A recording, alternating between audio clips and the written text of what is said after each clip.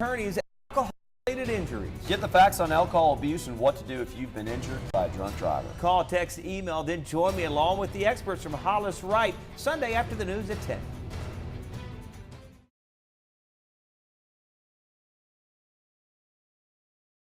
Car crash cases, defective products, dangerous drugs, injuries, and abuse. Across the state of Alabama, the attorneys, proudly sponsored by the law firm of Hollis Wright, are here to serve you. Your tough legal questions answered by our experts.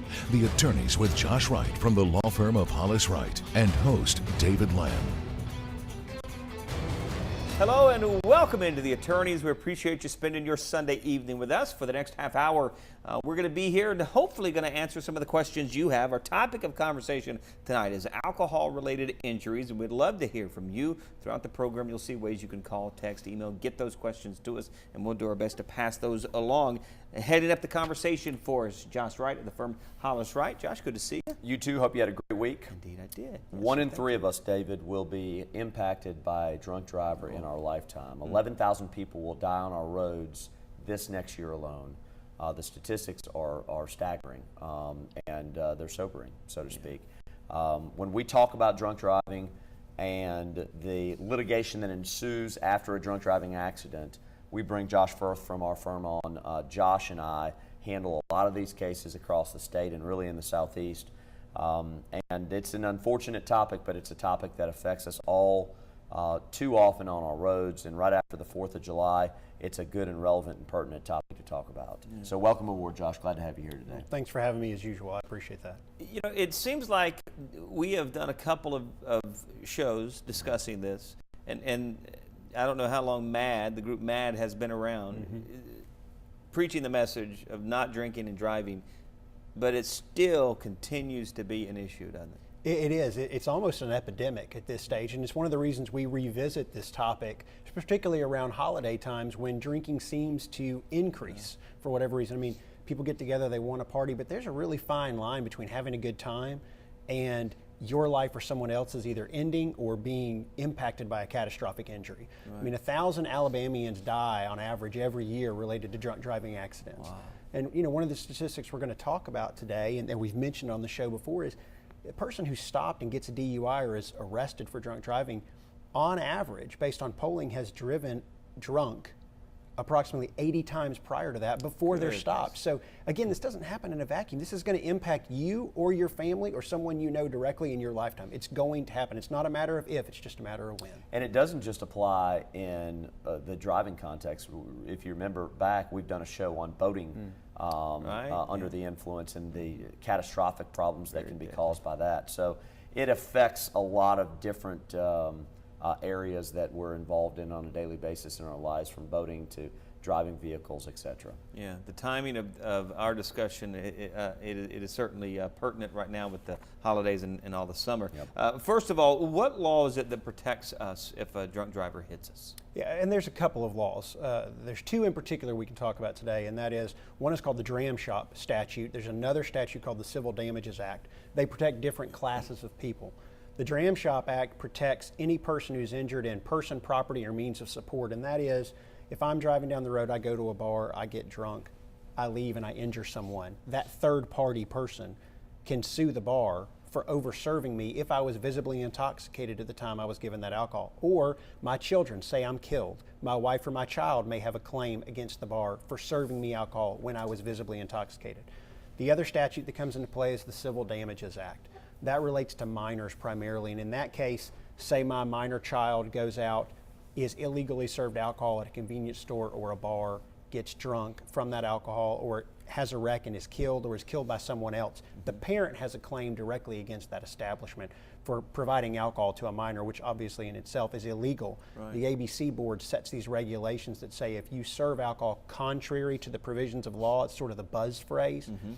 Obviously, serving a minor automatically against the provisions of law, but serving someone who's visibly intoxicated or who you know is impaired already, also contrary to the provisions of law. Those are the things that create liability for those establishments. One of the things that's interesting in the law, and it's intuitive and it's wise, and that is the drunk driver himself never has a cause of action under the Dram-Shop Act.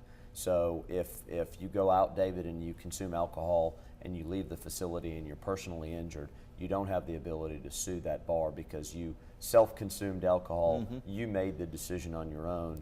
What's unique about the law is that the child or the spouse of that drunk driver could potentially have a cause of action. Josh alluded to it. It's one of the reasons why if you've been involved somehow in a drunk driving accident, you want to make sure you get with counsel that understands the law early and quick so that you can evaluate whether or not there's a potential claim that would be applicable. All right. Throughout the program, there are ways you could get in touch with us, get your questions to us, call, text, email. Question we've got here, if the drunk driver who caused my accident was a teenager, can I still file a claim? Great question. Yes, you can. In fact, you're not limited in that respect because we come back to what we were talking about a minute ago, and that is if the service was contrary to some provisions of law, well, if they're a teenager, they're automatically underage. That means the service to begin with was illegal. That puts that establishment on the hook for serving that alcohol. If the teenager was injured, not only would the parent of the teenager may have a claim too, but the third party that's injured, the teenager leaves, they injure someone else, you could have a claim not only against the teenager's insurance company, against themselves for liability on their car insurance. I'm not communicating this very well, but we all have liability coverage on our cars, or we should. You're in an automobile accident with a drunk driver, you have a claim related to that person, and you can make a claim on their liability policy. Say they're not insured or they're underinsured, you can also have a claim on your own auto policy for underinsured or uninsured motorist coverage, which a lot of people in Alabama have. And then if they were served somewhere or sold that beer illegally or contrary to the provisions of law, as we've said, you may have a claim against that establishment. And depending on the type of claim that's asserted, you could have not only liquor liability claims, which if you serve alcohol, you've got to have liquor liability insurance to serve it. You could also have specific claims that activate what's called commercial general liability policies, CGL policies, which are a larger form of insurance coverage that almost all businesses carry. Right. That's kind of interesting to me. So you're saying that a fellow at the bar tonight, not only is he responsible for what he drinks, the establishment also bears some responsibility to make sure that whenever he hits the road, that he's able to drive. That's right, and it's not just a bar. We're talking about convenience stores, country clubs, social hosts in some settings can have responsibility. That's an interesting area of the law that Josh and I have dabbled in over the years, but social hosts potentially could. Party sponsors could have responsibility. At the end of the day, the key here, David, is to make sure that you're getting the claim evaluated early and quickly to determine whether or not there is liability on behalf of the entity that provided, served, or sold the alcohol. And let me underscore one point there. It's not just sold alcohol. If you provided alcohol, under some areas of the law, you could have responsibility. Another good question we've got here. I was told that as long as alcohol is not sold to someone, that I cannot be held responsible for an injury caused by someone who got drunk at my house. You were just talking about this and then got into a fight. True or myth? I'm not sure I understand the question 100%, but I think it's myth. I think you can still be held responsible under certain settings to the extent that alcohol contributed to the injury that person sustained. Right. So if somebody consumes alcohol and they go and they get into a bar fight or they get into a fight and break somebody's eye socket in an argument, that person who was injured could have a claim related to the intoxication of that individual. And as the case would be, a lot of times we see claims that are not involved in or do not involve car accidents. They involve bar fights, they involve guns and knives and bad stuff that happens when alcohol gets involved. And it's important to remember, it doesn't have to be a sale in the sense of the question you were asking. Cash doesn't have to change hands. You don't have to swipe a credit card or a Visa card. If it's provided, that's what the law says. If there's a provision of the alcohol, meaning somebody's at my house, and I always like to use the example, somebody's at my house and I provide wine, beer, liquor, whatever, and I see them getting intoxicated and I continue to either serve them or allow them to serve themselves knowing it's going on and I'm not doing anything to stop it, and I'm the one who's providing that alcohol. If there's that direct provision, me to that person, there automatically could be liability if they go out and hurt someone. Right. All right, time for our first break. As we head to break, would love to hear from you. Call, text, email. Would love to get your questions to our panel of experts. Also, you can find the firm on Hollis Wright on Facebook if you search that term, and Hollis_Wright to find them on Twitter. Stay tuned. More of The Attorneys coming right up.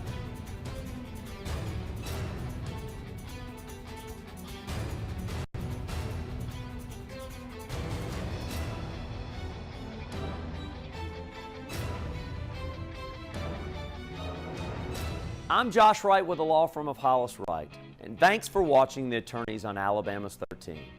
Now, we hope you, a friend, or a loved one never need legal counsel for a case. But if you do, the goal of the show is simple. Provide answers and legal counsel when you need it the most. Now, your call to the show is free, so if you have questions specific to this show or related to other civil legal matters, call, email, or text us to talk with one of our lawyers. You can also follow us on Facebook or Twitter to learn about important legal news that could affect you or your family, or simply contact us by going to alabamas13.com and click on the Attorneys link. Now, we know your time is valuable, so thank you for spending it with us and for watching the Attorneys right here on Alabama's 13.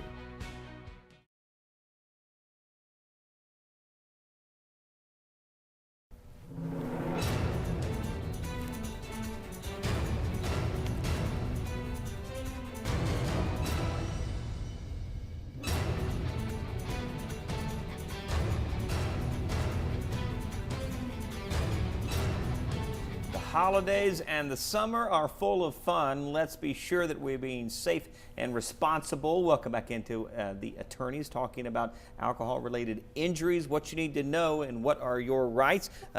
Good questions we've got here. This one here, can the driver of a vehicle sue the bar for their intoxication? We kind of touched on this before, but what sort of rights and obligations are there? Yeah, and if you were watching that, just as we came back in, the fact right there on the screen talks about that. Alabama is sort of unique in this area. The law is unique in that the person who may ultimately, one of the people ultimately injured, the drinker themselves, isn't protected under the law. If you go out and you voluntarily make the choice to drink, to purchase alcohol, to consume it, to get drunk, and then you go out and you cause an accident, if you're injured in that accident, it's kind of too bad, so sad, because you voluntarily intoxicated yourself, for lack of a better way to put it, and the law just doesn't protect you that way. But the uniqueness of that law is your family is still protected, your children are still protected, your wife is protected, and that's the good part of the law. The harsher part of the law is we don't protect the drunk themselves. Yeah, and I'll give you a couple examples because we handle so many of these cases. We represent the biologic child of a father who went the wrong way on the interstate in Birmingham and killed himself and badly injured someone else. One of the innocent victims in the case was his child, who was supported financially and emotionally by that father. The law protects those innocent victims too, to make sure that they are taken care of in circumstances where somebody was overserved alcohol. So although the drunk driver himself unfortunately passed away, he's not protected through his estate. The child is protected because the law allows that, and it really does protect all victims, including minors of those that were overserved by a facility. And the concept there is, had the person not been overserved, the minor would have never had a cause of action. And David, it's interesting too, because one of the questions we'll invariably get when you start talking about this aspect of the law is, how is it fair? And I think you kind of touched on this earlier. It's not one of the questions we've got right now, but one of the issues you sort of touched on earlier is that an establishment themselves can be liable to a third party out there that they don't even know for somebody getting drunk at their bar. And the flip side of the drunk themselves not being protected, but their family being protected, and the reason that onus and liability is placed on the establishment is, if you want to serve alcohol in Alabama, the Alabama Beverage Commission sets forth some pretty strict regulations on what you've got to comply with, including training, what you got to go through, the way that the servers and bartenders are trained to be aware of the opportunities for people to get drunk, what they're supposed to be on the lookout for. They give numerous safety classes on how you can count drinks, signs and symptoms of the drunk, all of these kind of training classes so that they're prepared and ready to evaluate the customers that come in, because ultimately, as that person consumes more alcohol and their inhibitions drop, their ability to use good judgment drops too, and the person serving the alcohol has got to have some sort of responsibility in the service of that intoxicating product. And they can't just be able to serve it as they see and be scot-free at the end of the day. And so that's one of the questions I get a lot of times is, well, it's not fair. Well, it is fair because you're making a profit. There's got to be some responsibility on the back end too. Right. Let's a scenario that I'm certain, sadly, you all have heard before. Teenagers at a party, hosted by adults there, parents and some adults there, served alcohol. Those teenagers are served alcohol, and there is a deadly accident and that teenager loses their life. What sort of legal options are there for the parent of that deceased teenager? Well, this goes back to the concept of social host responsibility. The parents could clearly have liability under the Dram-Shop Act, among other potential theories. As a parent, serving alcohol to a minor, bad idea. When that minor leaves and causes accidents, it creates a catastrophic problem. We see this all too often, and we have seen it in our practice. Right.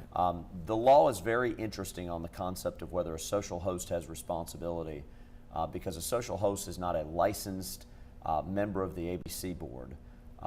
But one thing that is clear in the law is a social host that's serving or providing alcohol to a minor has responsibility under the Dram-Shop Act. I think the case law is fairly clear on that. So the answer to that question, simply put, is be careful if you're ever going to be providing alcohol to minors, because you could be placing yourself and your family at risk. Another question we've got here: if I'm hit by a drunk driver, what should I do? Good question. And this goes back to several topics. We've talked about car accidents on the show. First thing you want to do is your general sort of what I like to call the car accident fact sheet. What's your checklist? Who's hurt? Call for EMS. Get the police out there. If you're injured, make sure you get medical care first. I mean, getting yourself proper medical treatment is the number one thing. These cases and claims, they're good for a 2-year period. That doesn't mean you want to wait and sit on it, but at the same time, the first thing you've got to be the priority is make sure everybody's safe, get proper medical care. Contact the police, get a copy of the police report, document the accident. If you are able, or someone with you is able, take photographs, take pictures, talk to. I was in a car accident a couple years ago. I actually used my iPhone to record the other person saying, I'm not hurt, I'm fine, just to cover my bases, because what if something down the road, a lawsuit happened.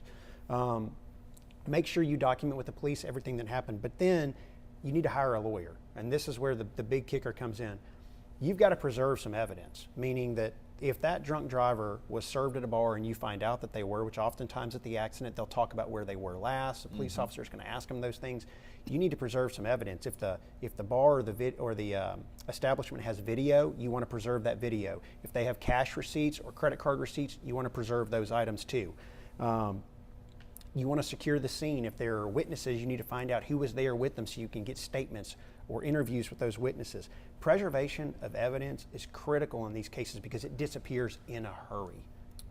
Yeah, we find all too often, take a convenience store, the video may only last for 3 or 4 days before they put the same video back in rotation again and they tape over it. And so it's critically important to get counsel involved early. Don't forget, David, and we talk about this all the time, counsel oftentimes in these cases will handle cases on contingency, which means it costs the individual that hires counsel nothing to do the evaluation, spend the money, the time, and the effort to do that investigation thoroughly. It doesn't cost them anything to do that. The lawyer gets paid through a contingency on the back end if there's success in the case. So very often it's not going to cost you anything to get a lawyer involved that knows what they're doing to be able to do those things.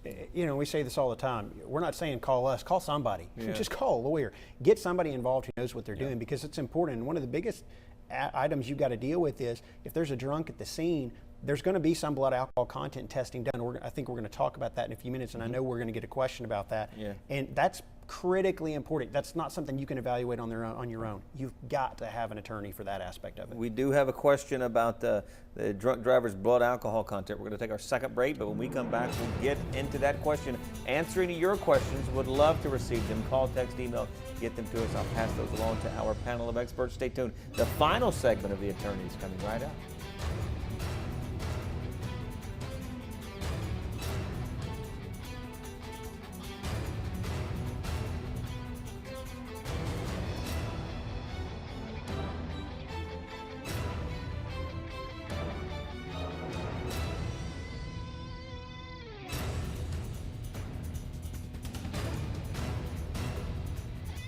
I'm Carter Clay with the law firm of Hollis Wright. When someone whose unreasonable conduct causes an injury to someone else, the law says that person is negligent. So it seems the injured person should receive some type of damages, right? Not always so in Alabama.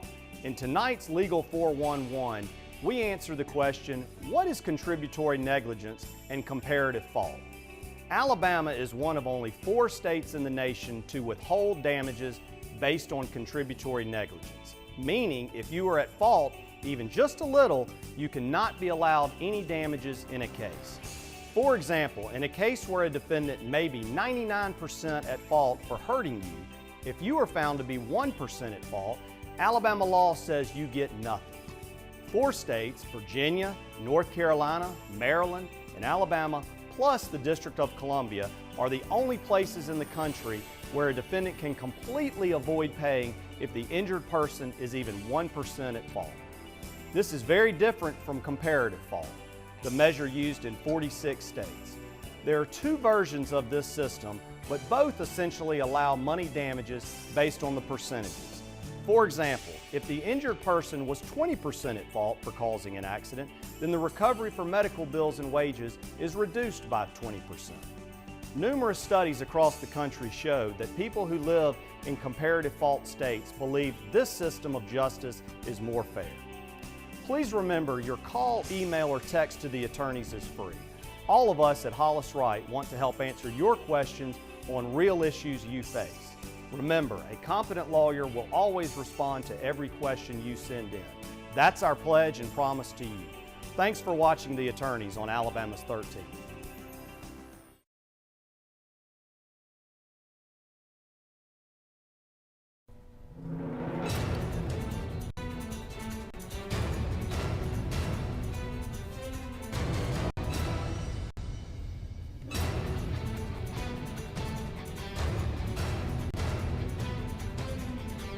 Welcome back into our final segment of The Attorneys, discussing alcohol-related injuries. And just a little time remaining, so I'm going to try to get to as many of these questions as we can. A question we have here, and alluded to it here, Josh, as well. What role does the drunk driver's blood alcohol content play in the case? It can play an important role. There are several ways to prove that somebody is visibly intoxicated under the law, which is what is required if you're not dealing with a minor consuming alcohol, you're dealing with an adult. You've got to prove visible intoxication. Josh mentioned that in one of the first segments. It can be critically important. You can prove visible intoxication through witness statements, through what I call the bizarre acts of the drunk driver or the drunk, and also through forensics. Forensics would include blood alcohol concentration, how the person appeared at the scene of the accident, those types of things. And what experts will do, and we hire experts in these cases early and quick, they will evaluate the blood alcohol concentration. They can actually take a concentration from a specific time when blood was pulled. They can extrapolate backwards to a specific point in time and determine what the blood alcohol concentration was during a time period, including at the time of the accident.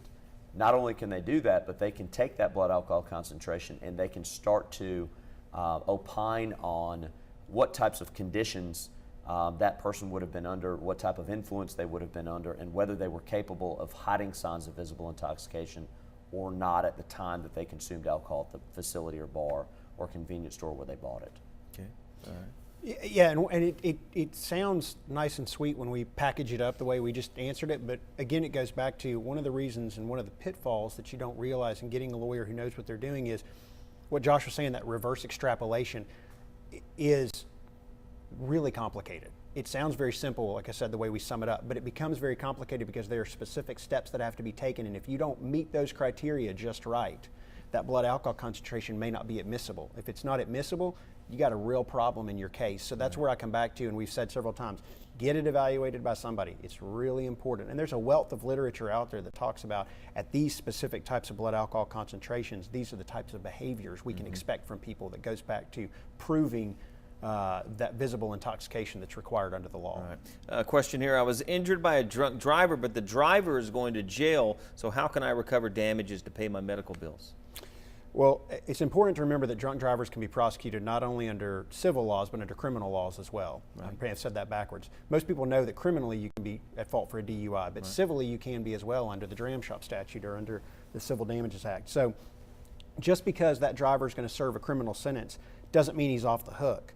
There's probably several options here. If that other driver was insured, then their liability policy may kick into effect to cover the damages to not only your property, but your medical injuries as well.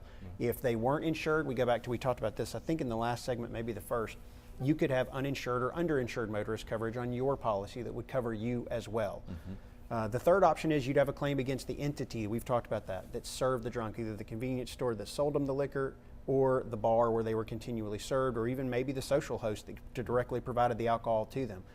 Those are generally not only liquor liability policies for bars, but those commercial general liability policies that cover businesses.